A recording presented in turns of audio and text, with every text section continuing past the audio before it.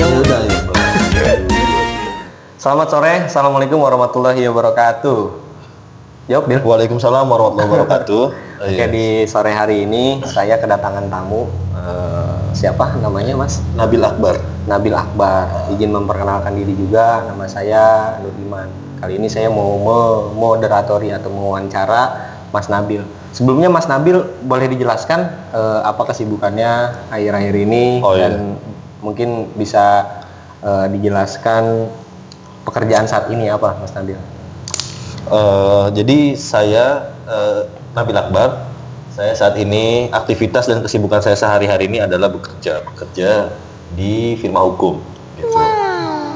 Jadi secara teknis pekerjaan saya ini ya mau nggak mau harus berkaitan dengan hukum begitu kan, itu. Kalau di firma hukum boleh dikasih tahu nggak, Mas Nabil, kerja di firma hukum apa dan pos di mana lokasinya? Oh ya, firma hukum saya namanya firma hukum tempat saya bekerja itu namanya BSP Law Firm. Dia berlokasi di Gading Serpong.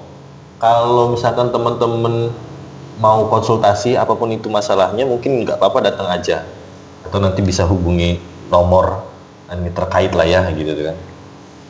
Oke, berarti Mas Nabil bekerja di firma hukum BSP Law Firm gitu ya. Oke, di sore hari ini saya mau izin membahas nih, Mas Nabil, tentang KUHP yang terbaru yang nanti akan diberlakukan di awal 2026.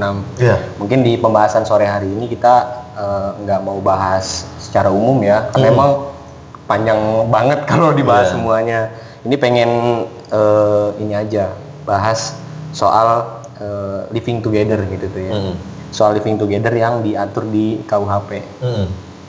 Kalau untuk awal nih, untuk membantu menjelaskan gitu tuh ya ke penonton sekalian.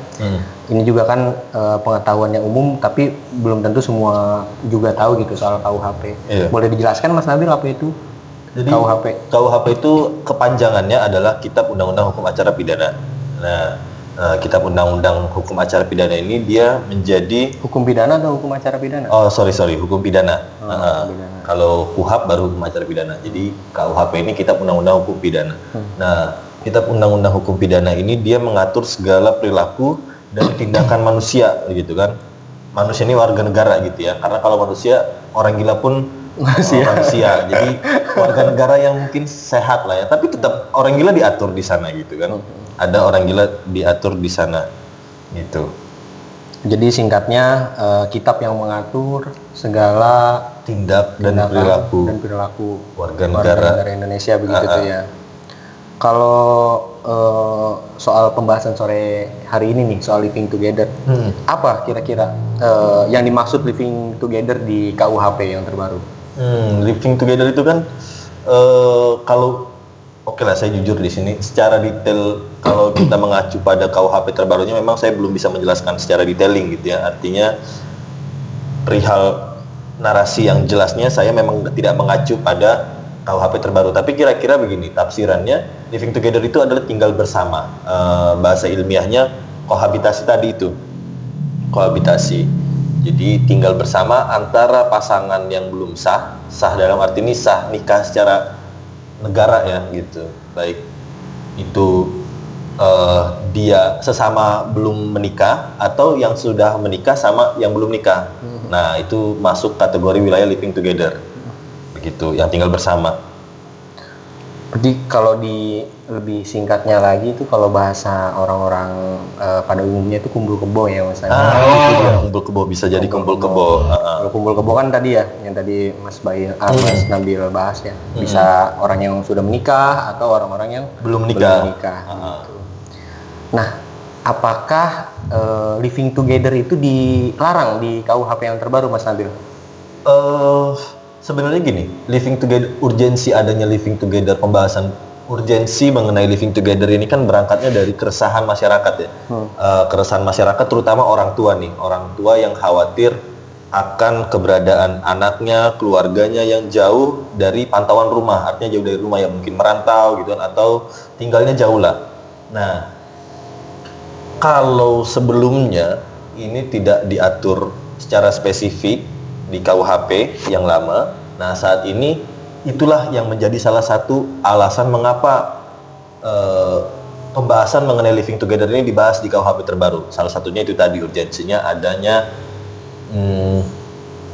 kekhawatiran yang yang berlebih dari orang tua atau keluarga begitu, atau juga pasangan begitu kan. Sekarang banyak ya pasangan-pasangan yang kerja dinas gitu, akibatnya dia harus meninggalkan pasangan sahnya begitu. Nah gitu sih. Selain itu banyak alasan kenapa living together ini menjadi pembahasan di KUHP yang terbaru. Salah satunya adalah terkait dengan terkait dengan moralitas masyarakat begitu. Itu diatur di pasal berapa, Mas? Soal larangan living together di KUHP yang terbaru. Living together itu kalau tidak salah, kalau salah mohon diluruskan. Dia ada di pasal 411 dengan 412 begitu. Dan living together ini dia menjadi delik aduan. Artinya gini, seandainya ada si A tinggal bersama si C bersama. Nah, itu warga tidak bisa untuk melaporkan kejadian tersebut. Artinya begini, si A dan si C bisa dilaporkan ketika memang salah satu anggota keluarga dari si A atau si C itu yang melaporkan. Jadi dia ini masuknya ke dalam delik aduan. Apa itu delik aduan, Mas Nabil? Delik aduan tuh gini ya. Dia yang hanya bisa bukan informasi, dia aduan.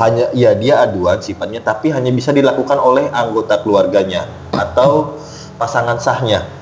Begitu dalam konteks living together ini. Begitu. Jadi siapa aja tuh yang berhak melakukan pengaduan atas living together gitu, Mas, di KUHP? Iya, kalau yang berhak untuk melakukan pengaduan atas living together ini itu kalau dia punya pasangan sah, itu pasangan sahnya. Kalau dia sudah menikah, itu pasangan sahnya atau anaknya. Kalau dia belum menikah, keduanya belum menikah, itu harus anak atau orang tua atau kakaknya atau saudara kandungnya begitu. Kalau ini nggak ada laporan dari mereka tuh. Tadi kan Mas Nabil nyebutin 3 tuh ya. Yeah. Ada pasangan yang sah, ada orang tua, ada adik atau kakak begitu ya. Kalau nggak ada aduan dari ketiga itu, apakah negara bisa memproses hukum? Karena ini delik aduan artinya bukan delik informasi ya. Jadi negara nggak bisa melakukan proses hukum karena ini delik aduan tadi ya, harus ada aduan yang datang dulu dari pihak-pihak yang boleh melakukan aduan. Salah satunya ya orang tua, pasangan sah gitu kan. Gitu. Jadi nggak bisa langsung dipenjara ya. Kan nggak banyak bisa. Masyarakat kita ini kurang paham soal hukum begitu tuh. Ketika ada informasi tentang living together sekarang diatur di KUHP yang terbaru, hati-hati bisa dipenjara. Yeah. Jadi nggak bisa langsung diproses di penjara sama negara ya kalau nggak ada aduan. Iya, nggak bisa. Jawabannya nggak bisa. Jadi sebenarnya gini, pro kontranya banyak gitu ya. Ada ya itu tadi orang tua yang merasa khawatir atau keluarga atau pasangan yang merasa khawatir.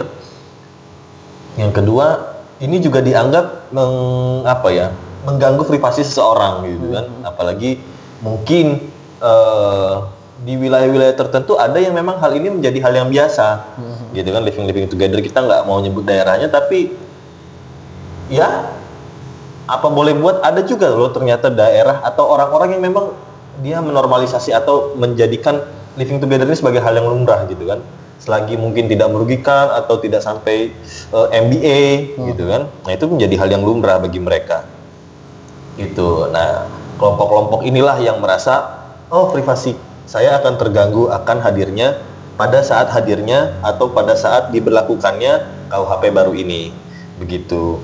Cuman ya gimana, karena dia sudah ketok palu ya kita mau tidak mau gitu. Nah menarik ini Mas, kira-kira apa sih urgensi dari pemerintah nih ngatur soal larangan ini nih, larangan living together? Apa alasannya kira-kira, Mas Nabil? Apa urgensi dari aturan ini dibuat gitu ya? Jadi gini, hukum itu kan ada 3 tahapan. Dia ada asas, ada moral, baru ada asas, moral, baru norma. Ya, norma inilah yang kemudian diatur gitu ya. Jadi menghindari terjadinya apa ya? Bukan kesalahan juga sih. Pelanggaran kesusilaan mungkin ya. Pelanggaran norma-norma sosial begitu. Makanya ini dianggap penting dan Untuk memang diatur. harus untuk diatur dan memang harus diatur begitu. Nah, Mas, ini kan udah disahkan nih, udah diketuk palu begitu tuh ya, aturan KUHP ini. Apa sih sebenarnya tanggapan masyarakat nih terhadap pasal ini nih yang mengatur jelas tentang living together? Pernah mendengar nggak, Mas Nabil kan mungkin sering ngobrol-ngobrol di kantor atau firma hukumnya begitu tuh. Apa tanggapan masyarakat terhadap pasal ini, Mas? Sejauh ini ya entah ini apa mungkin sayanya yang kurang banyak ngobrol atau gimana. Sejauh ini masih fair to fair ya. Maksudnya fair to fair tuh masih fair lah. Artinya orang-orang yang kontra juga pada akhirnya mereka ada yang beberapa berusaha untuk menerima hal ini gitu tuh kan, karena memang itu tadi mereka tetap dapat perlindungan ketika ini tidak ada aduan dari pihak keluarga begitu. Nah, pihak yang pro ya pasti ya itu tadi orang-orang yang biasanya ditinggalkan ya. Nah, ditinggalkan dalam arti ditinggalkan merantau atau ditinggalkan perjalanan dinas begitu. Karena masa living together ini kan dia harus bisa dianggap sebagai living together ketika sudah 1 kali 24 jam begitu. Jadi kalau misalkan living together kita ketahuan nih living together ternyata baru cuma 2 jam gitu kan. Itu nggak masuk kategori. Nggak masuk kategori living together gitu. Ini ada imbasnya nggak sih? Maksudnya kan negara kita, negara Indonesia ini kan terkenal dengan wisata alam yang bagus ya. Artinya ini juga mengundang wisatawan mancanegara buat datang ke Indonesia. Kira-kira ada nggak sih dampak ke situ? Ini maaf nih agak jauh ya maksudnya pembahasannya. Tapi ada nggak sih? Gitu jadi kira-kira Bang terkait dengan tadi living together ya. Itu jelas ininya apa sih berpengaruh ke wisatawan mancanegara? Tadi belum dijawab sama Mas Nabil. Kalau terkait dengan untuk wisatawan, bukan wisatawan, warga negara asing lah ya khususnya ya, umumnya warga negara asing ya tetap berlaku gitu kan, asal dengan catatan juga ada delik aduan gitu. Jadi pemberlakuan delik aduan ini itu tidak terspesifikasi ke warga negara Indonesia aja. Dia juga berlaku bagi warga negara asing. Jadi ketika warga negara asing datang ke Indonesia, dia living together baik bersama warga negara Indonesia atau warga negara asing, kalau tidak ada delik aduan ya Nggak bisa diproses ya? tidak bisa diproses Sama begitu. negara ya. Kira-kira kita nih sebagai generasi muda ya, kaula muda, biasa orang bilang Gen Z ya. Ya. Kira-kira gimana sih cara nyikapin aturan terbaru ini yang ada di KUHP menurut Mas Nabil? Kalau ini berarti udah opini jatuhnya ya, ini opini pribadi. Kalau saya sebagai Gen Z gitu kan, sebenarnya saya sepakat dengan living together, ya aturan living together ini. Karena memang ya itu tadi ya, Indonesia ini kan dengan berbagai macam budaya, artinya ya perlu banyak hal-hal yang mitigasi lah ya. Salah satunya kerusakan moral pada laki-laki, pada wanita gitu kan. Salah satu yang rusak moral itu kan salah satunya adalah living together gitu. Jadi memang perlu diatur. Perlu diatur menurut saya begitu. Ya kan memang banyak pro kontra juga kan ya. Banyak yang menanyakan soal urgensinya. Apa sih urgensinya negara ikut campur soal seksual dan yang lainnya gitu kan. Apa sih kenapa nggak atur hal lain aja yang kira-kira lebih ada manfaatnya gitu kan untuk negara dibanding cuma ngatur soal selangkangan gitu tuh ya, soal lendir gitu tuh. Paling itu sih Mas Nabil. Ya. Jadi kira-kira begitulah ya penjelasan mengenai living together. Saya juga dan teman saya ini sama-sama masih tahap belajar, hanya saja kita mungkin ingin berbagi informasi ya dari apa yang sudah sedikitnya kita pahami. Jadi ada tenggat waktunya ya Mas Nabil kalau yang living together itu? Artinya kan nanti diberlakukannya di awal Januari. 2026. Berarti tenggat waktu orang yang living together sampai Desember begitu Mas Nabil? Ya sebenarnya dia boleh aja living together selama tidak ada aduan itu. Oh, Intinya begitu. gitu. Jadi ada tips and triknya ini. Dia boleh aja living together. Karena itu tadi delik aduan. Jadi kalau teman-teman yang memang sudah living together ya sudah, nggak apa-apa lanjutkan aja. Selagi keluarga pasangan sah Anda tidak melaporkan ya Anda tidak perlu khawatir gitu. Tidak perlu khawatir. Aman. Aman. Berarti nggak ada tenggat waktu tuh ya? Nggak ada. Silahkan dilanjut begitu.